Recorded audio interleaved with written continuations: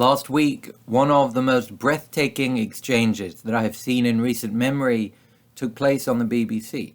A news anchor questioned former Israeli Prime Minister Naftali Bennett on the subject of the military operation in Jenin, and citing the fatalities of 4 men under the age of 18, she said that it appears, to quote her, that Israeli forces are happy to kill children.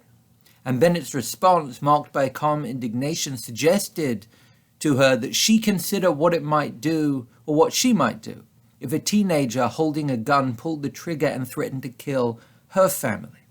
And watching the exchange, I shared Bennett's indignation, but I did not share his apparent calm. I felt incensed, livid, and a sense of deep outrage.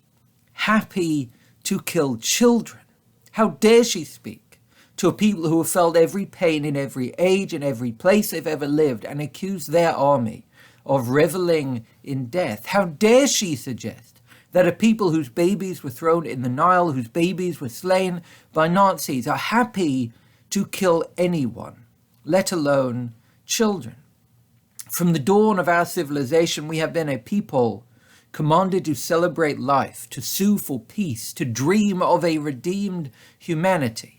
When the framers of this nation intimated that the rights to life, liberty, and the pursuit of happiness were self-evident, that was only because they had been steeped in the teachings of the Hebrew Bible. We, as a people, are heirs to a remarkable creed that declares that all human life is sacred and every human being is created in the image of God. In our tradition, every breath is cherished, every life is precious, and every child is treasured. Which leads us to a moment that we read this morning, which ought to give us pause, a moment so confounding that I have tried to ignore it for years.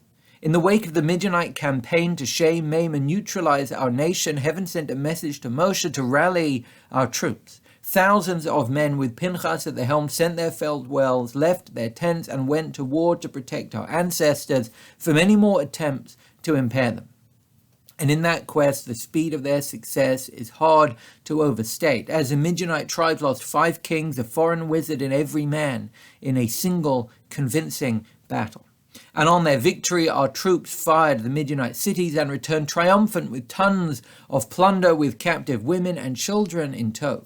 So when greeted by our supreme prophet, tribal chiefs, and the high priest, they may have been hoping for high praise, but our captains and cadets were instead faced with extreme rage. Vayitzaf Moshe. Moses was incensed. Vayomer, and he said, Hachiyutem kol nekeva. How could you let the women live? It was them, he reminds his lieutenants, that seduced our men and led them astray. It was them who launched the war and unleashed a plague. It was them who infiltrated our camp, breached our defenses, and brought our people to its knees. So, inflamed, seething, and livid, he issued an astonishing edict, which still sends shivers down my spine. He said, Ata hirgu kol zachar bataf. Now kill every male child.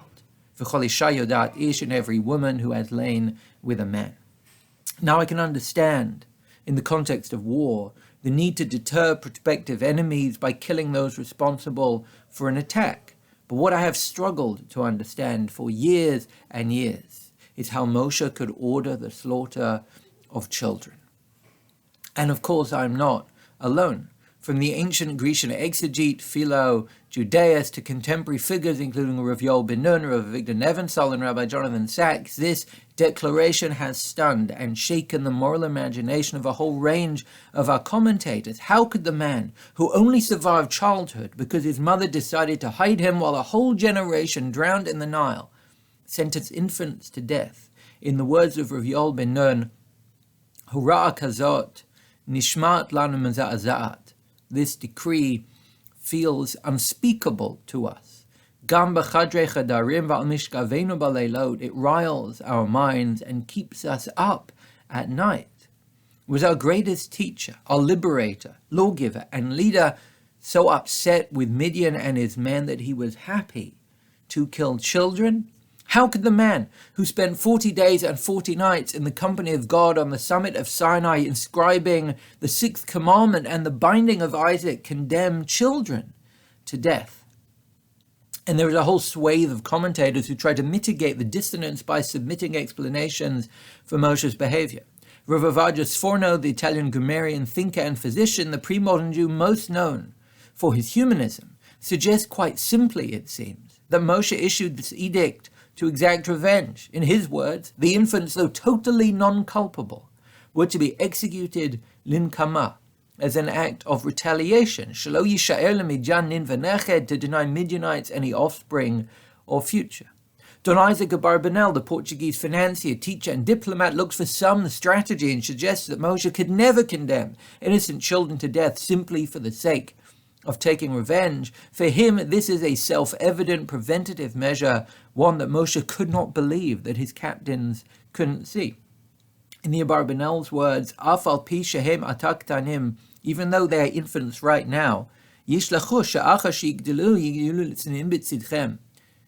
one day they may grow to become thorns in Israel's side.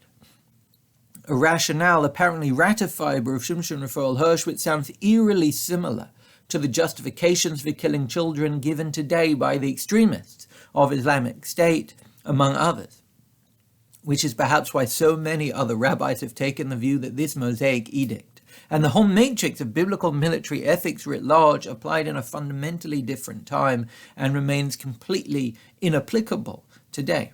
Rav Nebenzahl calls Moshe's decree here a horat sha'ah, an unrepeatable and unrepresentative measure. Of Tzvi Yehuda Kook called it a tzivui zmanim miyuchad, an exceptional temporary mandate, and after presenting a series of possibilities, ending with a convoluted elucidation rooted in inscrutable cosmology, the medieval master and mystic Rabbeinu Bachya ben Asher, evidently distressed by this directive, simply says, Im limchach ochech, if your heart shudders, shanu asim bazeh chamasim hataf, because our ancestors afflicted this violence on children, shelo chatu lanu, who did nothing to us, hinei zeh din shamayim, ugzeret hakatuv, know that it was a divine decree and the will of heaven.